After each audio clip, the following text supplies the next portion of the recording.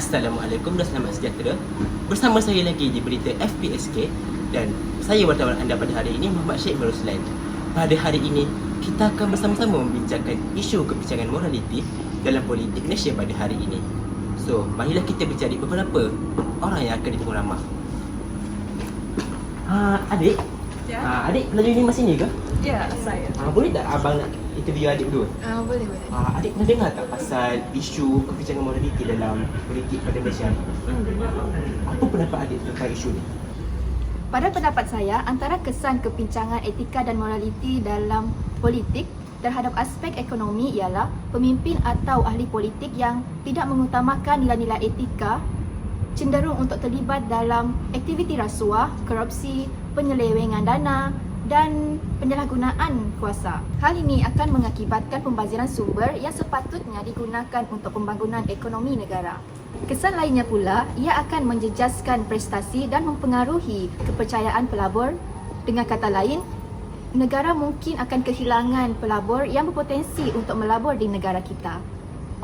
Antara langkah-langkah yang boleh dilakukan ialah menguatkuasakan undang-undang seperti Akta Pencegahan Rasuah 1997, Akta Suruhanjaya Pencegahan Rasuah Malaysia 2009 dan boleh mengenakan kadun keseksaan kepada pesalah yang melakukan rasuah. Selain itu, boleh juga memperkasakan SPRM dalam negara kita dan boleh menyeru anggota kabinet untuk mengurangkan perbelanjaan wang kerajaan supaya ekonomi negara kita tidaklah terlalu terjejas. Dan ini boleh membawa kepada pemimpin yang jujur dan amanah serta dapat meringankan beban ekonomi rakyat kita. Terima kasih adik atas pandangan adik. Sama-sama. Sudah terang lagi bersuluh bahawa UNIMAS mempunyai mahasiswa yang luas pemikirannya. Jadi, tanpa berbasa-basi, marilah kita melihat kepada beberapa klip video yang akan membahas isu yang sama tetapi daripada aspek yang berbeza.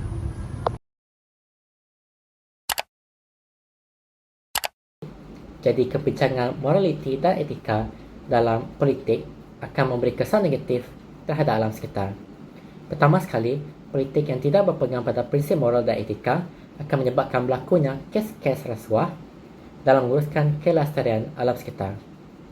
Misalnya, eksploitasi sumber alam seperti penebangan pokok secara berleluasa demi mendapatkan keuntungan jangka masa pendek.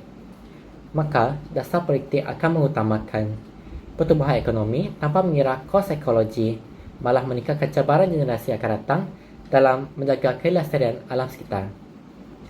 Selain itu, kolaborasi antara mangsa untuk menangani isu alam sekitar pula tidak akan tercapai. Hal ini akan menghalang kemajuan politik dan menyukarkan masyarakat untuk memahami dampak dalam melindungi alam sekitar, seterusnya mengakibatkan krisis alam sekitar yang memberi impak negatif terhadap kesihatan rakyat dan keterbantutan ekosistem. Pada pendapat saya, pihak politik seharusnya melaksanakan satu sistem yang dapat menyelamatkan alam sekitar, iaitu sistem cukai karbon. Sistem ini sangatlah terkenal kerana ia telah dilaksanakan oleh beberapa buah negara seperti Sweden, Finland dan juga Germany.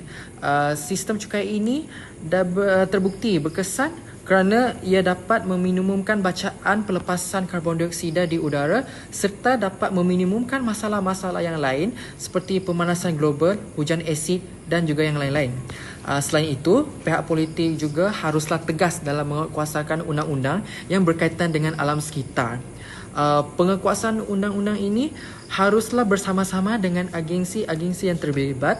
Contohnya, pihak politik boleh bekerjasama dengan Jabatan Alam Sekitar untuk memastikan pencemaran alam sekitar dapat dikawal, juga memperbaiki alam sekeliling yang selaras dengan Akta Kualiti Alam Sekeliling 1974. Maka dengan ini sudah terang lagi bersuluh, etika dan moraliti wajiblah diterapkan dalam politik untuk menjamin kesejahteraan sosial di negara kita.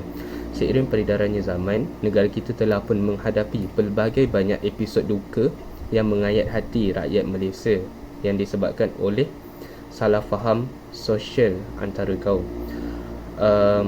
Hal ini perlulah diterapkan bukan sahaja bagi lapisan di peringkat bawahan, seharusnya bermulalah di peringkat atasan, di mana setiap lapisan itu melengkapi antara satu sama lain.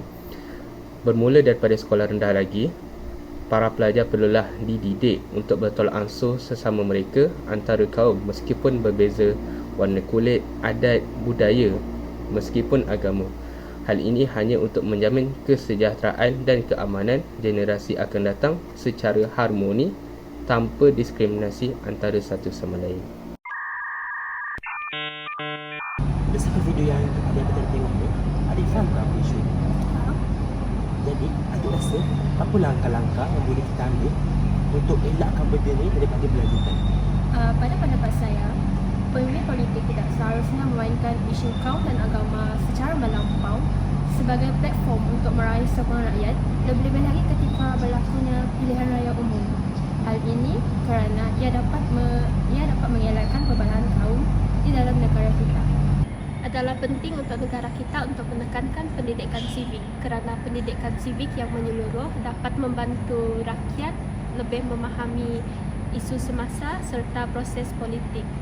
Kerana adalah penting untuk kita mengetahui bahawa kesedaran hak dan tanggungjawab sivil merupakan langkah pertama dalam mengatasi kesan negatif daripada isu-isu yang telah dibincangkan di dalam video tadi. Terima kasih adik-adik atas pandangan adik. Sama-sama. Tuntasnya tidak dapat dinafikan bahawa moraliti dalam politik amatlah penting bagi memastikan negara kita dapat berdiri sama tinggi, duduk sama rendah dengan negara-negara maju yang lain di luar sana. Okey, sekian sahaja daripada saya. Jumpa lagi di berita selanjutnya. Assalamualaikum warahmatullahi wabarakatuh.